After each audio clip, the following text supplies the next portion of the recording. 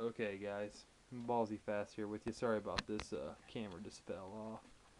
But today we're going to talk about the Kel Tec RFB that's chambered in 7.62 NATO or 308 Winchester.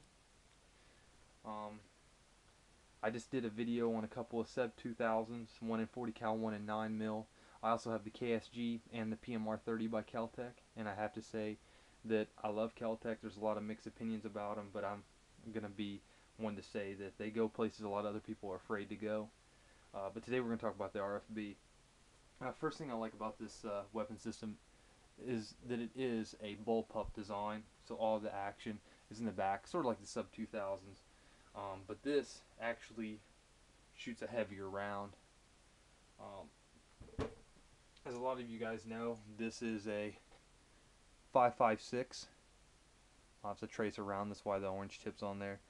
But that's what the military's using. What we're fighting against is this 7.62 by 39 millimeter, and then the RFB shoots this round, which, as you can see, just totally wipes the other two rounds out. These are also steel core, so they pretty much go through just about anything. The RFB I like because it's compact, because it is a bullpup design, so it gives you more I guess mobility. It's a little bit easier to move around. It still has an 18.5-inch barrel on it, because the barrel goes all the way back to where the action is, of course. I like that it is forward ejecting, which is what RFB stands for, rifled forward ejecting bullpup. And if you can see, the shells actually pop out right here, out the front, kind of like a runny nose, I guess. Your charging handle's out there pretty good. I like it being right there. It's on, I mean, you can change it from left to right, so it is ambidextrous. I have it on our left because I am right-handed shooter. When you charge your RFB, to release the charging handle, just go back here, a little switch right here, boom, slides forward. The mag is just metric FAL mags, which you can pick up for like $8 at the local gun store. Surplus mags are so cheap. I've got 10 of them and they all work great. To pull it out, is there's a little button back here. Press that down, mag pops right out. Put it back in there. Now when it's loaded, you got to give it a little bit of oomph there. Slap that thing on there. They don't have adjusting buttstock on here, but I like it. I can get right down up on this chin rest. I have an EOTech with a 3x magnifier that I actually put on another weapon that I'm using right now, but that's what I use on here. It works great. So far, I'm doing amazing at 100 yards. I've been wanting to get a scope for it and try to go hopefully about 150 to 200 yards with it is where I'd like to be, and then maybe one day 300 yards if I can get them out there good enough. Right now, as far as MOA drop at 100 yards, you're getting nothing, but you're shooting a 308, so you're getting some speed, you're getting some range out of that. There's a lot of accessories that you can get for this, actually from Kel Tec. You can get a rail that actually goes on the bottom here.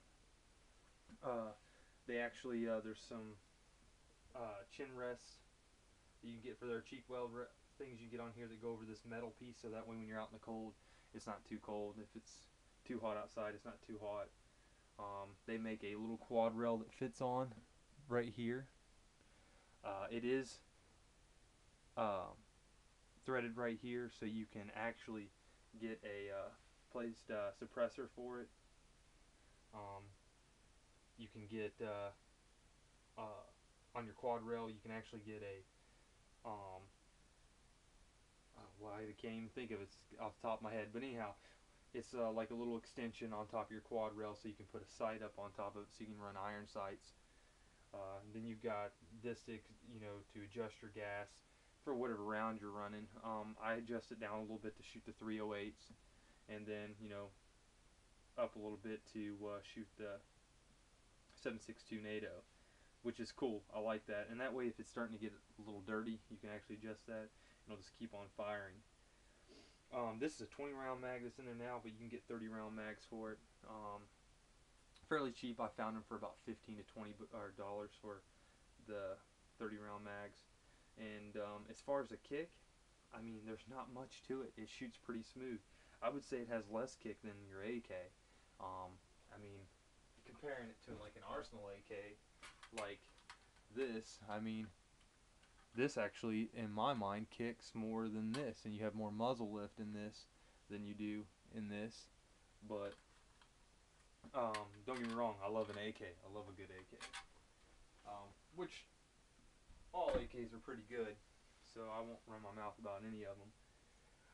As far as the weight's a little bit of an issue. It is, you know, a little bit heavier, about 8.5 pounds. But that's it. And that's all I got. I guess we'll do another video some other time. I'm running out of time on my battery. Well, thanks guys.